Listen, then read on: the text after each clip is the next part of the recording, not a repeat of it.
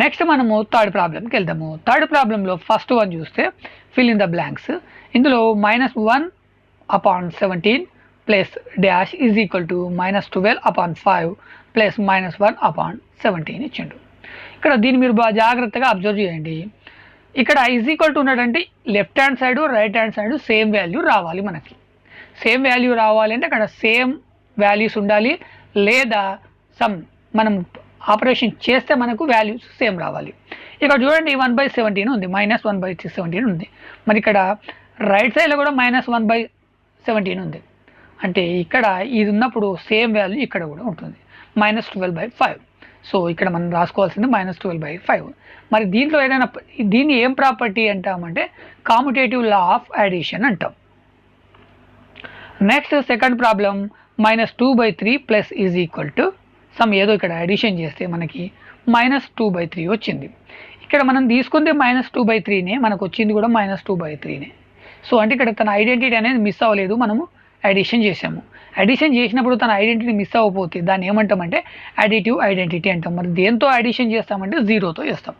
ఇక్కడ zero additive identity. Next third problem 1 into dash is equal to 9/1 ఇచ్చిండు. 1తో దేన్ని multiplication చేస్తే ఈ 9/11 వస్తుంది. సింపుల్. ఇక్కడ 1తో దేన్ని మల్టిప్లికేషన్ చేస్తే మనకు అదే రిజల్ట్ వస్తుంది. అంటే ఇక్కడ మనం మల్టిప్లికేషన్ చేయాల్సింది ఏంటి, 9/11ని. కాబట్టి ఇక్కడ 9/11ని 1తో మల్టిప్లికేషన్ చేస్తే మనకి సేమ్ 9/11 వస్తుంది. దీన్ని ఏమంటామంటే 1ని దేనికైతే మల్టిప్లికేషన్ చేస్తామో ఇక్కడ 1 ఏంటి అంటే multiplicative identity. Next fourth problem -12 plus 5/6 plus 6/7 బ్రాకెట్లో -12 ప్లస్ 5/6 ప్లస్ ఇక్కడ డాష్ ఇచ్చింది. ఇక్కడ 3 వాల్యూస్ ఉన్నాయి, ఏబిసి అనుకుందాం. 12, 5/6, 6/7 ఇక్కడ 3 వాల్యూస్ ఉన్నాయి. ఇక్కడ కూడా 3 వాల్యూస్ ఉన్నాయి. మరి దీనికి రిలేషన్ ఏముందంటే ఇక్కడ 12 ఉంది, ఇక్కడ 12 ఉంది, ఇక్కడ 5/6 ఉంది, ఇక్కడ 5/6 ఉంది, ఇక్కడ 6/7 ఉంది, ఇక్కడ డాష్ ఇచ్చిండు.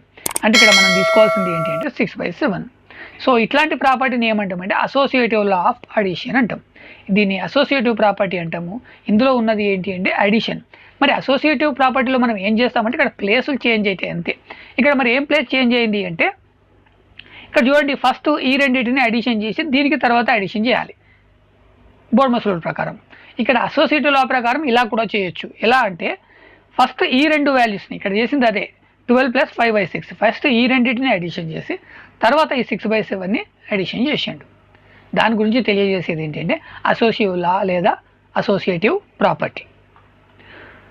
Next fifth problem dash multiplication 1/2 plus 1/3 is equal to 3/4 into 1/2 plus 3/4 into dash ఇచ్చిండు. ఇక్కడ దీనికి మీరు జాగ్రత్తగా అబ్జర్వ్ చేయండి. ఇక్కడ మనకి డాష్ ఉంది, ఇక్కడ మనకి డాష్ ఉంది. మరి దీంట్లో మనకు కామన్గా ఉన్నాయంటే ఇక్కడ 1/2 ఉంది, ఇక్కడ 1/2 ఉంది, ఇక్కడ 1/3 ఉంది, ఇక్కడ 1/3 లేదు.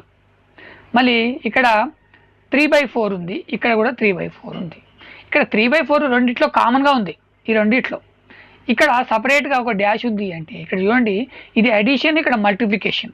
ఇక్కడ ఏం చేస్తుండు 3/4 తోటి 1/2ని మల్టిప్లికేషన్ చేస్తుండు, ఇక్కడ సంథింగ్ ఇంకా దేని కూడా మల్టిప్లికేషన్ చేస్తుండు. అంటే ఇందులో ఉన్న ఆపరేషన్స్ ఏంటి అంటే మల్టిప్లికేషన్ అండ్ అడిషన్ రెండు ఇన్వాల్వ్ అయినాయి. ఇక్కడ రెండు వేరు పద్ధతుల్లో అడిషన్ అండ్ మల్టిప్లికేషన్ చేస్తుండు. ఇక్కడ ఏం చేస్తుండే అడిషన్ సపరేట్ చేసి తర్వాత మల్టిప్లికేషన్ చేస్తుండు. ఇక్కడ ఫస్ట్ సపరేట్ మల్టిప్లికేషన్ చేసి అడిషన్ చేస్తుండు. కాబట్టి దీంట్లో ఉన్న ప్రాపర్టీ ఏంటి అంటే డిస్ట్రిబ్యూటివ్ లా. మరి ఇక్కడ మనం ఏం తీసుకోవాలి అంటే ఇక్కడ 3/4 కామన్గా ఉంది కాబట్టి ఇక్కడ 3/4 సపరేట్గా తీసుకోవాలి.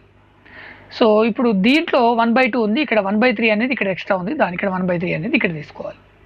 దీంట్లో ఉన్న ప్రాపర్టీ ఏంటి అంటే డిస్ట్రిబ్యూటివ్ లా. అది దేనిపైన ఉంటుంది అనేది మర్చిపోవద్దు, మల్టిప్లికేషన్ ఓవర్ అడిషన్ పైన ఉంటుంది.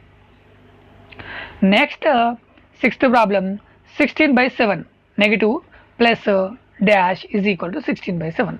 ఇక్కడ మనం తీసుకున్న వాల్యూ -16/7, దానికి సంథింగ్ యాడ్ చేస్తే మనకి సేమ్ వాల్యూ వచ్చింది. ఇక్కడ అడిషన్లో దేంతో అడిషన్ చేస్తే సేమ్ వాల్యూ వస్తుంది అంటే 0తో అడిషన్ చేస్తే సేమ్ వాల్యూ వస్తుంది.